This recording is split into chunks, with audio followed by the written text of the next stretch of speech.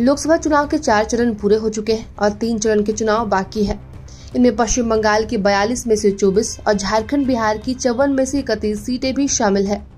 वहीं भाजपा ने इस बार 400 पार का लक्ष्य रखा है। इसे हासिल करने को लेकर वो प्रतिबद्ध है और प्रधानमंत्री नरेंद्र मोदी ने प्रभात खबर के प्रधान संपादक आशुतोष चतुर्वेदी से नई दिल्ली स्थित अपने आवास पर लंबी बातचीत की, जिस पर जब प्रधान संपादक आशुतोष चतुर्वेदी ने प्रधानमंत्री से सवाल किया कि आपने 370 को हटाया, राम मंदिर बनवा दिया, अब तीसरी बार आपकी सरकार अगर लौटती है तो कौन से वे बड़े काम हैं जिन्हें आप पहले पूरा करना चाहेंगे।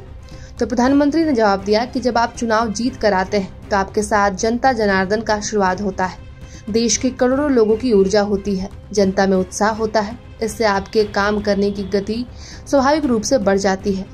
2024 के चुनाव में जिस तरीके से भाजपा को समर्थन मिल रहा है, ऐसे में ज्यादातर लोगों के मन में ये सवाल आ रहा है कि तीसरी बार सरकार में आने के बाद क्या बड़े काम होने वाले हैं।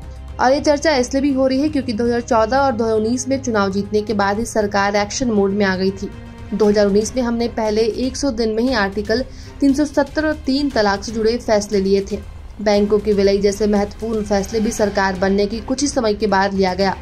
हालांकि इन फैसलों के लिए आधार बहुत पहले से तैयार कर लिया गया था और इस बार भी हमारे पास अगले 100 दिनों का एक्शन प्लान है, अगले 5 वर्षों का रोड मैप है और अगले 25 वर्षों का विजन है। मुझे देश भर के युवाओं ने बहुत अच्छे सुझाव भेजे हैं। युवाओं के उत्साह को ध्यान में रखते हुए हमने 100 दिनों के एक्शन प्लान में 25 दिन और जोड़ दिए हैं। 125 में से 25 दिन भारत के युवाओं से जुड़े निर्णय के होंगे और हम आज जो भी कदम उठा रहे हैं उसमें इस बात का ध्यान रख रहे हैं कि इससे विकसित भारत का लक्ष्य प्राप्त करने में कैसे मदद मिल सकती है।